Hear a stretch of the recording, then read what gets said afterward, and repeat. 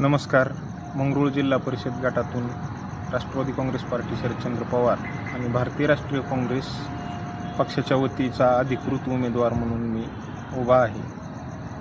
कालपासून मला असे बरेच फोन आले की मताचं विभाजन होतंय, प्रत्येकाने तू दोघांपैकी एकानेच फॉर्म भरायचा होता, असं तसं.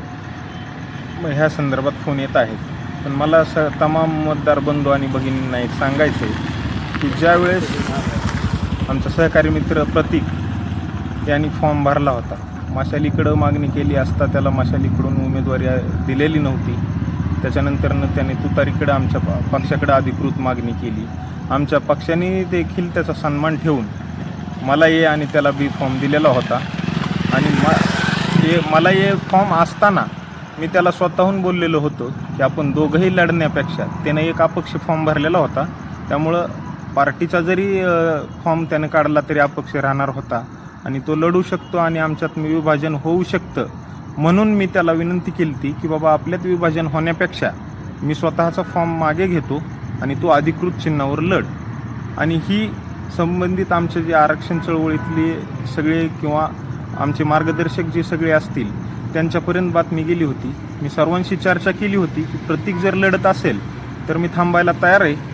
पण प्रतीकनं सर्वांना सांगितलं की माझ्या लग्नाच्या ऑर्डर आहेत त्या LED स्क्रीनच्या, त्यानं ऑर्डर देखील दाखवलेल्या होत्या आणि मी फॉर्म पाठीमागे घेतो आहे असं सगळ्यांना सांगितलं होतं. मग फॉर्म पाठीमागे घेतो आहे म्हणल्याच्या नंतरनं माझा फॉर्म अधिकृतरित्या राहिला आणि प्रतीकनं फॉर्म मागे घेतो आहे म्हणून इथं आला आणि तुतारी चिन्हावरचा फॉर्म त्यांनी विड्रॉल केला आणि अपक्ष हा फॉर्म त्यांनी कायम ठेवला.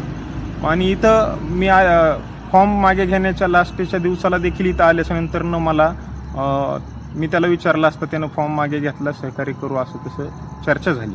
आणि चर्चा झाल्याच्या नंतरनं परत मला कळालं की प्रतीकनं फॉर्म अपक्ष असा ठेवला आहे. आणि आता त्याला जर सगळ्यांचं सहकार्य आहे म्हणतोय तर आता बघितलं तर प्रचारात तो एकटा पडलेला आहे आणि आरक्षण चळवळीतलं अगर कुठलेही त्याच्यासोबत कुणीही नाही. मला एकच सांगायचं आहे की बाबा कुठल्याही भूलतापाला पळी न पडता सर्वांनी योग्य ते निर्णय घेऊन मला सहकार्य करावं. आणि जेवढे काय